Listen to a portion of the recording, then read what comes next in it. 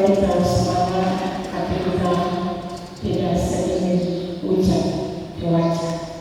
Hari ini kita datang untuk merenungkan Filipi 1 ayat 12 ayat 26. Dan pasal atau tidak, saya mulai dengan pernyataan ini. Kebanyakan orang ingin terkenal, ingin populer,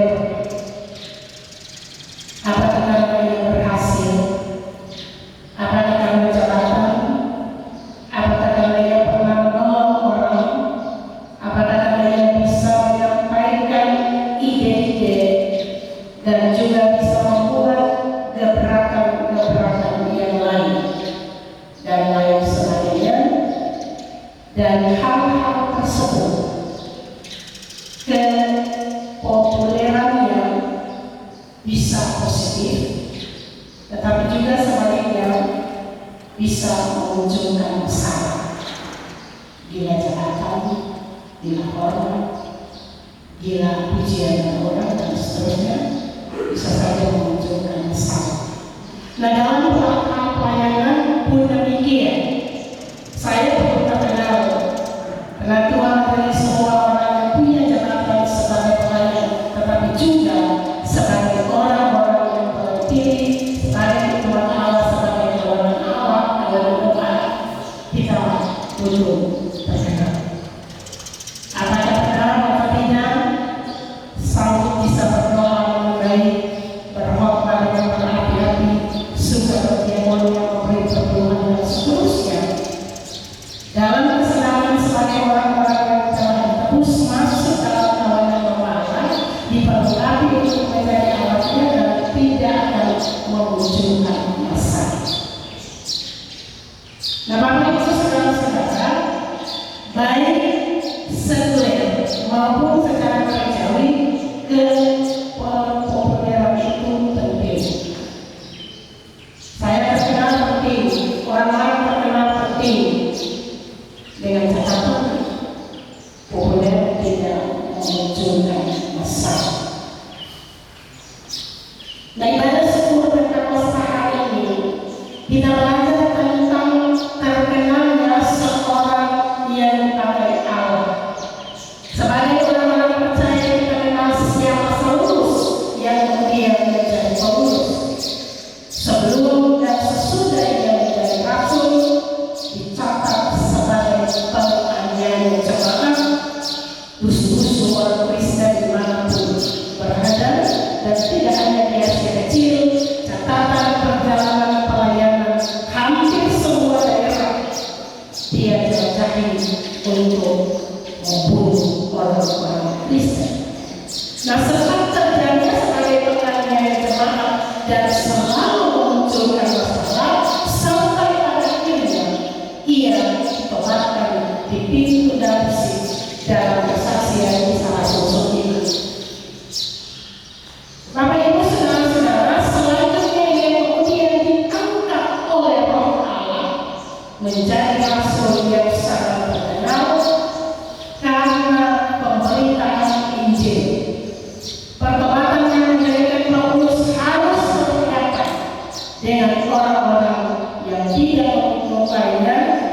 Mereka yang mengalami penderitaan fitnah bahkan sampai masuk atau dimasukkan dalam penjara, dan selama ia berada di dalam penjara, kesaksian kita mencatat bahwa ia banyak menulis surat-surat penguatan baik kepada sahabat-sahabat maupun kepada jemaat-jemaat yang dikunjungi, termasuk jemaat di Filipi. Saudara-saudara, Paulus dipakai oleh Tuhan dengan sangat luar biasa. Bahkan dalam penjara pun ia menggunakan kesempatan bukan sebagai sebuah pemerintahan. Kalau bayangkan jika orang ada di penjara, tidak demikian dengan Paulus. Hal yang membuat Paulus terkenal bahwa masuk penjara bukan masalah, tetapi justru ia harus menerima masalah dari kelompok-kelompok orang yang tidak menyukai apa yang diperintahkannya dan bahkan juga dirinya. Pertanyaan, mengapa Paulus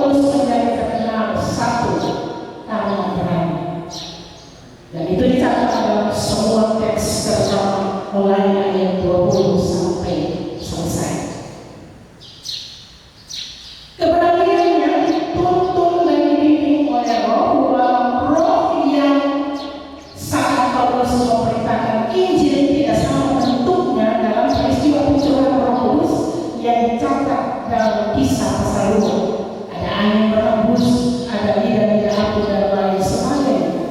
Di dalam penjara tidak ada lidah-lidah api, tidak ada kerumunan orang-orang yang bersukacita, dan kita melihat seakan-akan Paulus ditinggalkan. Tidak.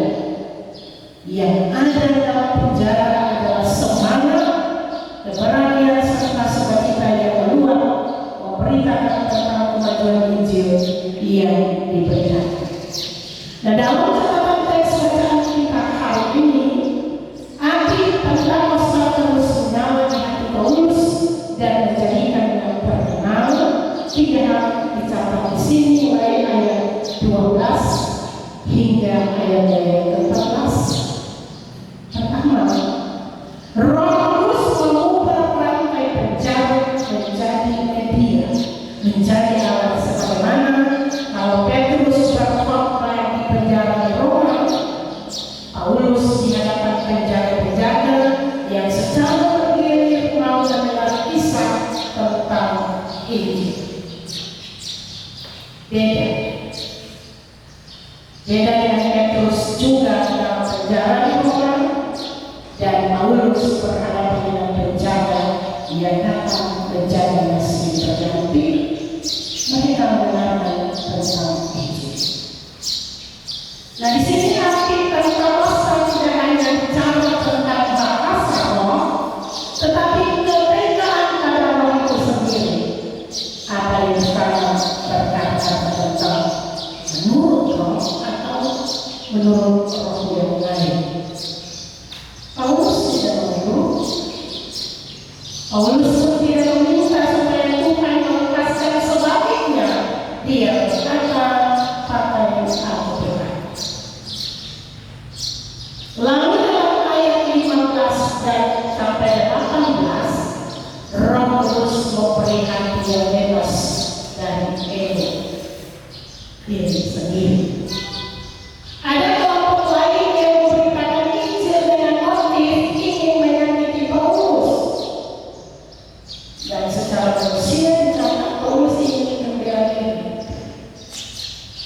Paulus tidak mau menjadi korban, tetapi justru Paulus berkata dalam ayat yang ke-8, tetapi tidak mengapa, sebab bagaimanapun juga Kristus diberitakan, baik dengan maksud palsu maupun dengan jujur.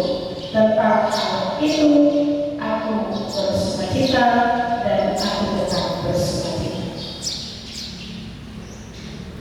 Bapak Ibu saudara-saudara yang dikasihi, hari ini hendak mengatakan bahwa hanya Roh Kudus yang sanggup mematikan segala ego manusia. Walau sesungguhnya setiap orang ingin diakui, setiap orang ingin dihargai, setiap orang ingin dihormati, namun kepada Paulus yang dipenuhi oleh Roh melepaskan hak-hak itu demi dan untuk kemuliaan Kristus. Lalu hanya ketika Roh Kudus mengubah ketakutan akan kematian menjadi pengharapan, ayat 19 sampai ayat yang ke-26.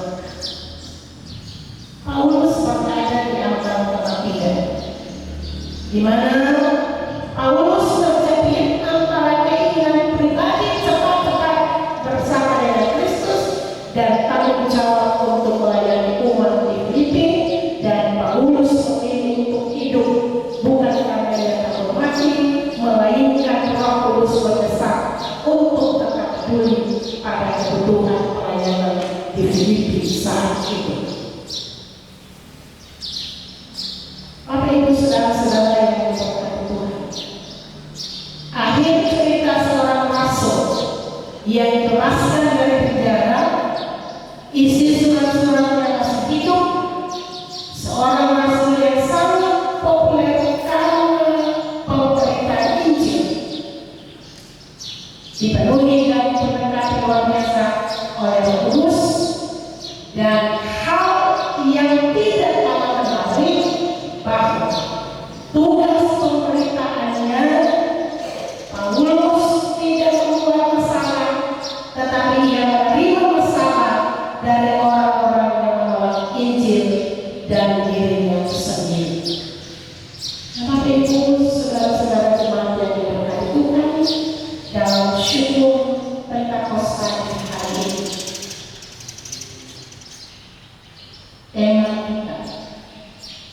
ada pesan moral untuk saya, kita semua hari ini. Biarkanlah Roh Kudus bekerja dalam hidup kita. Tugas dan tanggung jawab kita tetap. Kita akan dijadikan sebagai orang-orang yang terkenal tanpa menimbulkan kesan. Biarkanlah Roh Kudus bekerja dalam pelayanan kita, dalam hidup kita, rumah tangga kita, pribadi kita. Dengan sendirinya kita akan menjadi terkenal dan populer dengan syarat tidak menimbulkan masalah, supaya Kristus tetap dimuliakan dan dalam kuasa Roh Kudus itu pula Injil terus hidup. Dalam Roh Kudus yang bekerja, Tuhan memberkati kita. Amin.